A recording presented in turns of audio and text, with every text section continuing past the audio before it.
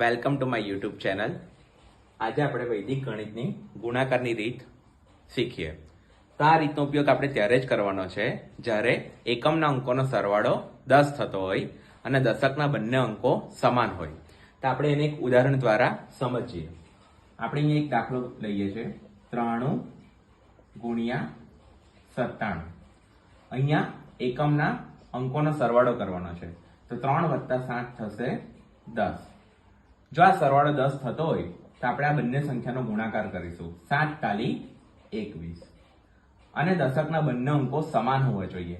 અહીંયા દશકના બંને અંકો છે 9 અને 9 પછી જે સંખ્યા આવે 9 પછી આવશે 10. તો આ 9 નો 10 સાથે ગુણાકાર કરી દઈશું. તો 10 નવામ થશે 90. તો 93 અને 97 નો ગુણાકાર થશે 9021. આવી જ રીતે તમે 63 ગુણ્યા 67 માટે પણ ટ્રાય કરી શકો છો.